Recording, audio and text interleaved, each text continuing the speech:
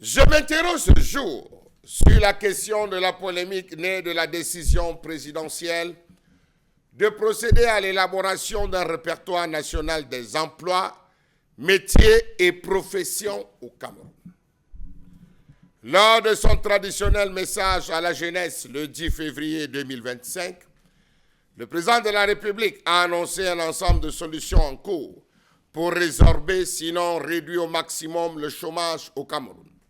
Dans le lot des mesures en cours, la mise en place d'un cadre réglementaire régissant l'aide à l'embauche des primo-demandeurs d'emploi. Primo-demandeurs d'emploi. Qu'est-ce qu'on a mis en place comme société, comme structure, comme entreprise, comme système de transformation au Cameroun pour pouvoir créer et mettre en avant un cadre réglementaire régissant l'aide à l'embauche des primo-demandeurs à l'emploi? Question. Rappelons que ce travail a démarré à Douala en septembre 2021 où s'est tenu un atelier de validation du guide de méthodologie et de répertoire des métiers, emploi et compétences des 10 administrations pilotes concernées. On avait le MINAT, le MINDEVEL, le MINMAP, le MINTP, le MINDU, le MINFOF, le MINFOP, MINCOM, MINCommerce et MINPESA, petites et moyennes entreprises. Les 10 administrations pilotes ont travaillé sur ce projet dans un atelier en 2021 au Cameroun.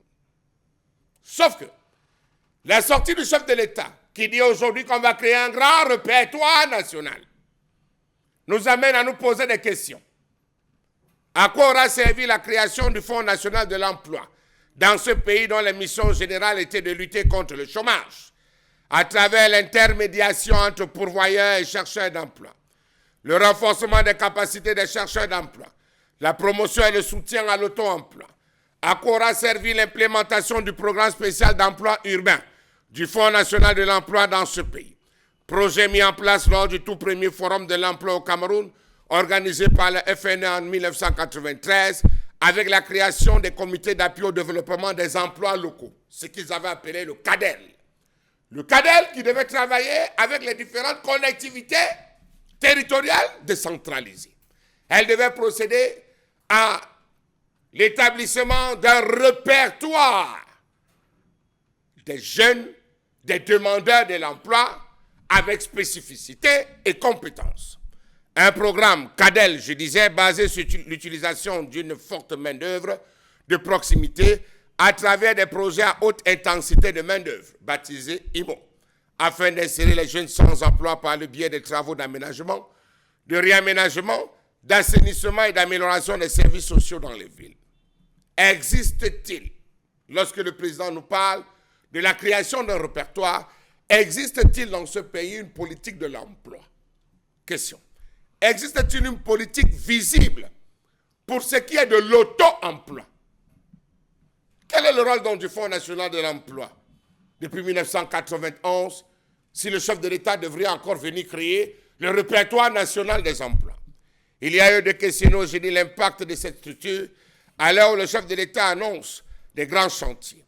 Combien d'emplois a-t-elle trouvé ou créé depuis ces années d'existence? Quelles sont les statistiques? Comment sont affectés ces financements? Comment adapte-t-elle ses process aux défis d'une société moderne? En allant sur le site du Fonds national de l'emploi, dans la rubrique, le FNE a déjà fait quoi? Il est écrit là très clairement que le FNE a procédé à la création d'emplois directs gérés par les projets financiers, notamment 187 718 emplois.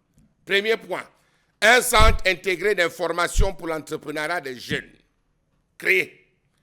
Un centre d'évaluation des compétences à la disposition des entreprises pour leur recrutement et évaluation du personnel, créé. Un bureau cadre qui est censé accompagner les hauts cadres dans leur recherche d'emploi, créé. Il faut donc dire que si on a ces différentes structures qui existent déjà au fond du Fonds national de l'emploi, dont on n'a jamais fait de bilan jusqu'à ce jour, un audit jusqu'à ce jour, pour en maîtriser certains contours, Pourquoi chercher à créer? Je tiens à préciser que ce que je venais de donner comme chiffre date du 31 décembre 2022.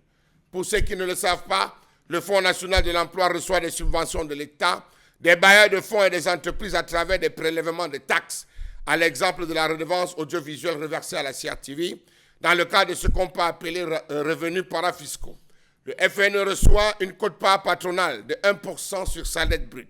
Quelle est encore aujourd'hui dans la place du Fonds national de l'emploi s'il faudrait que le chef de l'État vienne nous rappeler qu'il va se lever et créer, on va le dire, procéder à l'élaboration d'un répertoire national des emplois, métiers et professions au Cameroun. Finalement, une autre question se pose encore à nous. À quoi aura servi l'Observatoire national de la jeunesse censé procéder à l'inventaire, l'établissement d'un répertoire d'emplois au Cameroun, des compétences et des talents? Est-ce qu'on n'est pas en train de faire un bis repetita finalement? Dans tous les cas, j'aimerais bien savoir et bien comprendre ce répertoire national des emplois, métiers et professions du Cameroun.